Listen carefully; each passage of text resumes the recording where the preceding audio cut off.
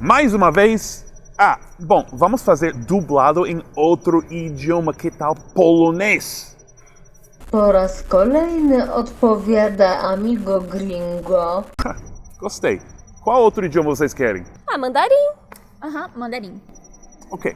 阿米哥和里哥再次回应。 A primeira pergunta de hoje é da Ana, que escreveu...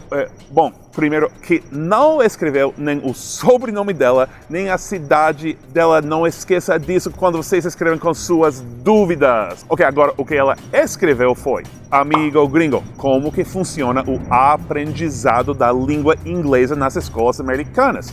É parecido com o da língua portuguesa por aqui, com regras gramaticais detalhadas, etc? Já ouvi dizer que o estudo lá era mais simplório, por assim dizer. Bom, Ana, para saber a resposta, busque o americano mais perto de você e pergunte para ele o que é o present perfect, o tempo verbal presente perfeito. Vai lá.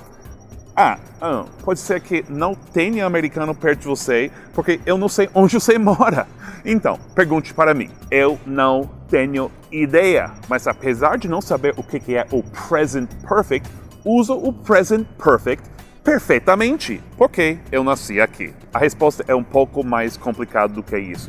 Como sempre, aqui depende muito do estado, do município, da escola e até do professor.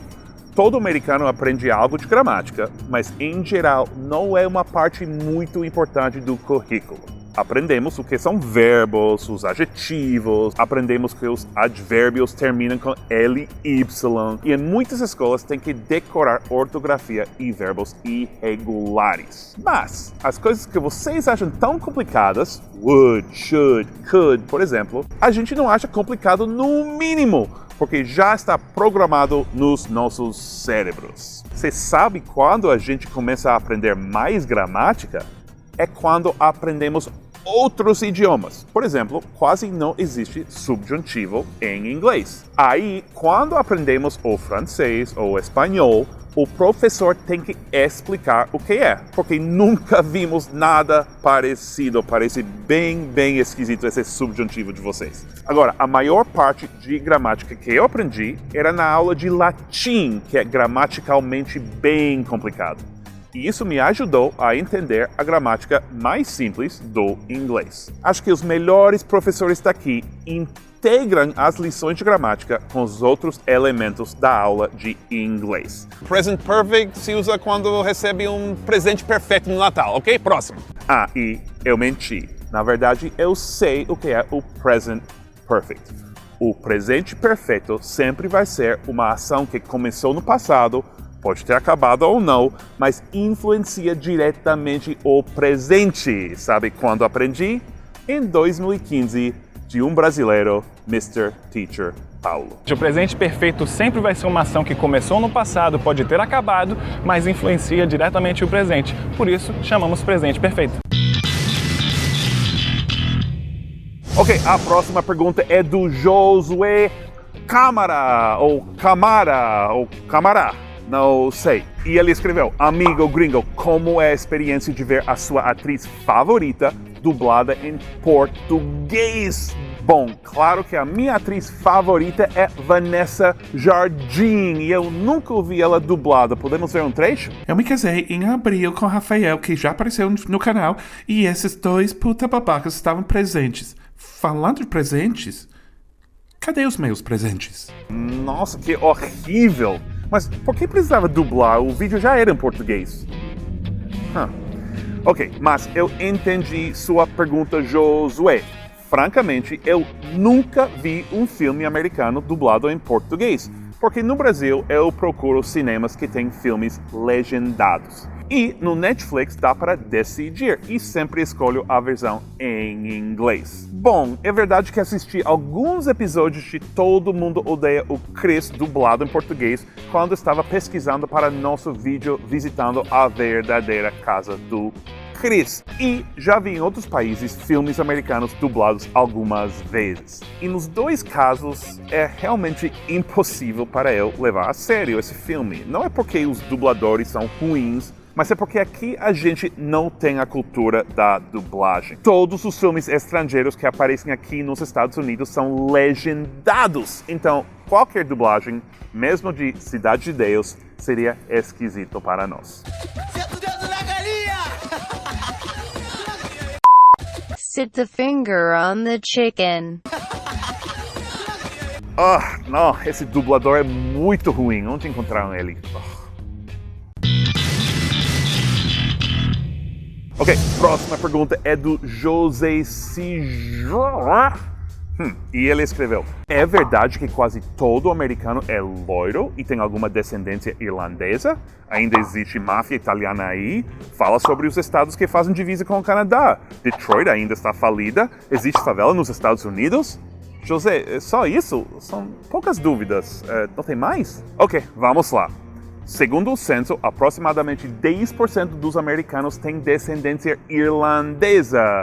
Deve ser mais disso, mas não é quase todo, nem quase todo. Agora, quase todo americano é loiro? Não. Só para começar, muito poucos dos 70 milhões de negros e asiáticos no país são loiros. Quanto à máfia, como o Don Corleone disse, eu não sei. E não quero investigar, pode ser perigoso. How did things ever get so far? I don't know. Leave the gun. Take the cannoli. Ok, como são os estados que fazem divisa com o Canadá? São frios. Quer saber mais? Assista os 300 vídeos do Amigo Gringo, porque Nova York é um desses estados. Detroit ainda está falida? Não. Acabou isso em 2014 e a cidade vem melhorando. Tem favela nos Estados Unidos? Se por favela você quer dizer bairros com construções irregulares, não vou dizer que não existe. E definitivamente já existiu, especialmente durante a Depressão. Mas se existem ainda hoje, são poucos. Agora, squatters, as pessoas que ocupam prédios desocupados, isso existe com certeza aqui. E a pobreza também existe. Mas favelas como no Brasil, não existe mais, ou quase não. Detalhe, quem quer resposta mais completa, mande uma pergunta só. E pode mandar nos comentários ou pelo nosso Instagram, Seu Amigo Gringo.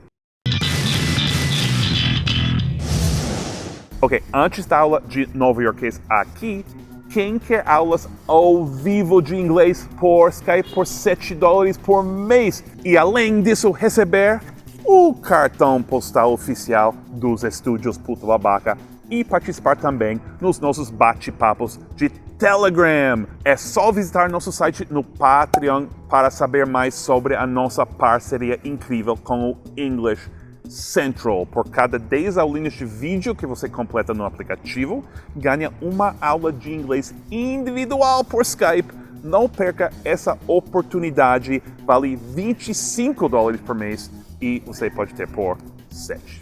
E agora, sua aula de novo-iorquês, que vem de uma pergunta da Maria Clara Santos e ela escreveu número 7, quando usar middle, half e kinda. Ok, essas palavras são totalmente diferentes em inglês, mas são todas traduções de meio. Agora veja por que é complicado para vocês. Vamos lá.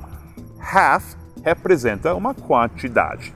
É 50% de algo. Meio litro, half a liter. Meio jogo de futebol é 45 minutos. Half a soccer game is 45 minutes. Essa maçã tem 2 halves. Não, tem mesmo, olha. Ok, agora, middle é um lugar. Estou no meio desse banco. I'm in the middle of this bench. Ou pode ser no meio de uma atividade. I'm in the middle of filming a video. Ok, agora kinda, que na verdade é kind of, significa mais ou menos. Tipo, esse vídeo meio acabou. This video is kind of over. Só meio, only kind of, porque ainda falta o link para o vídeo do Chris, que vai aparecer aqui para quem está assistindo no YouTube, e o círculo para se inscrever no canal, que vai aparecer aqui.